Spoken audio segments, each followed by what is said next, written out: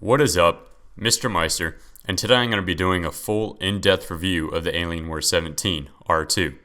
So, let's get right into it. Okay, so at a first glance, the first thing you notice is the display. The display is a 300 nit 1920 by 1080 display. It's matte anti-glare, so you won't see any gloss on it and you won't see much reflection. All you'll see is like a little blur of maybe a light bulb that's casting on it. So if you're outside in the sun most of the time, this probably should be for you. As you can see that big white glare from my heat lamp. So all in all, it looks pretty good around the sides. Okay, so first thing you'll notice, comparing it from the older models, is the power button. It is moved from the left side to the middle. And the logo is even changed too. Well, the power logo. It's changed to the Alienware head thing that it has. And also you'll notice that the lights don't wrap around the whole entire computer anymore. Or like the right and left sides, they don't show up. That's mainly because of the 20% thinness that they added. And the HDMI and mini display have been moved to the back. And there's also this new port, the amplifier port, where you can plug in your graphics, your external graphics into there. And over onto the right side, there's no optical drive. A lot of people will hate the fact that Alienware took that out. But it's the future. Nobody uses optical drives anymore. No one uses CDs. Most people just download their stuff. So first thing you'll notice here is the power thing, the MagSafe, the two USB ports, the microphone jack, and the headphone jack. And on the right side, you'll notice that there's no optical drive again, the SD card slot, two USB ports, and an internet port. And on the back side, you'll notice, let me turn that, okay, HDMI mini display and amplifier port, along with two air vents from the fans. And on the front, you'll see the two speakers and the two lights. And on the bottom of the Alienware laptop, you'll see the subwoofer.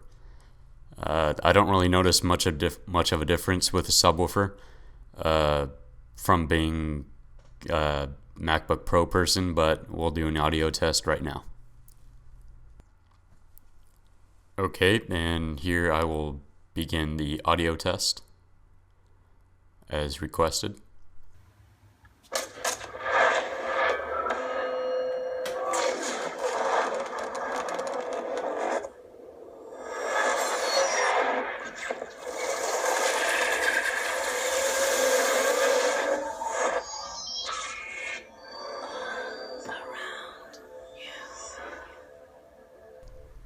So as you can see, the audio is pretty loud and clear. The subwoofer, however, doesn't really make a difference than any other computer with these kind of speakers, but it still is pretty good while it's added on there. Okay, so now let's get into one of the big reasons for buying an Alienware, and that is because of the lights. Right now I have the infrared Terminator type red thing because it goes along with my theme that I have on Windows 8. You could change the keyboard to, let's say, a rainbow color, which is what I just switched it to right now. The lighting in here isn't all that well, so you won't really see all the colors burst, but it is pretty bright from here. Also in the control panel, you'll see a button that says Alienware Fusion. And essentially what that does is it takes most of the customization from control panel and the NVIDIA control panel, and it just combines it all into one little control panel where you can control and customize most of the configurations on your computer. And in Alienware Tact X is where you can customize the macro keys.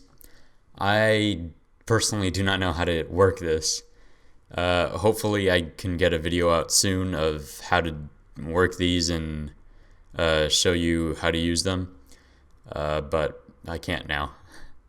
And Alienware Adrenaline is mainly for the amplifier, which I do not have because I am broke. And also, as requested, to see the flimsiness of the keyboard. I honestly don't see any sort of flimsiness or any weak spots on the keyboard, mainly because it's thinner than it was before. Last year's model, you could push down on it and it would be a little bit flimsy, but this one, it's not so much. It's actually pretty sturdy. Also, I would like to discuss the macro keys, how they're positioned. I don't really like it being next to the escape button, mainly because I always press the escape button a lot, so I would get confused with the top macro key. And as you can see with the design of it being matte finish, it gets pretty dirty and you get a lot of finger grease all over it. So the laptop is pretty thin altogether for being a monster of a gaming laptop. I'm glad, in my opinion, that they thinned down the whole thing. I really wish there would be lights around it because that's one of the main reasons why I bought the Alienware was because of the lights. Otherwise, I would have gotten an ROG G751. Now let's talk about gaming with this thing. Probably the only reason you would want to buy an Alienware is because to play video games. Otherwise, you should just get some sort of other computer, because this is the only reason you would want it. Now, running PlanetSide 2, it runs at a really good frame rate, about 40 frames per second on average. On a good day, it's like 60 to 50.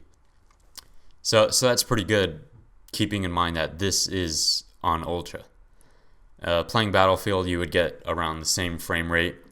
About any other game, you would get some really good frame rate with this thing. Although, if you want to keep at a steady 60 frames per second, you should get a higher end model of this. I got the base model R2 17. It was $1,500.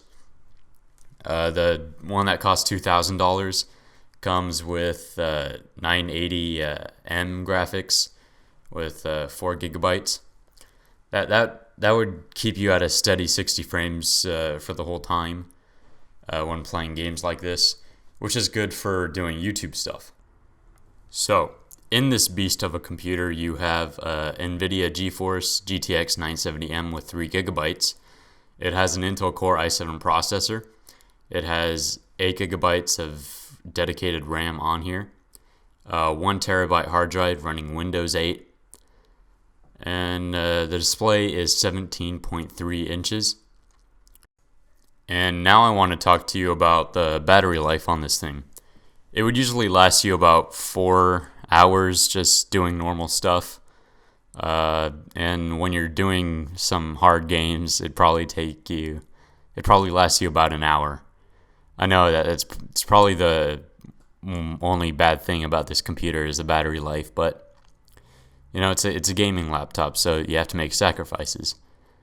The loudness of the fans, they're not too loud unless you're playing like a Battlefield or something, then it gets kind of loud. But, for those types of games, you would usually be wearing a headset, and you can't really hear it through that. And the heat of the computer is, it gets kind of hot when you're playing like games like Battlefield and stuff. And I think that's all I have to talk about for today on this computer. So if there's anything that you wanted me to cover that I didn't cover, just write something in the comment section below. Comment anything. You can comment on how obnoxious I am when I'm close to the microphone and you could hear me, gobbling on my dick. And like the video if you liked it, and like the video if you didn't like it.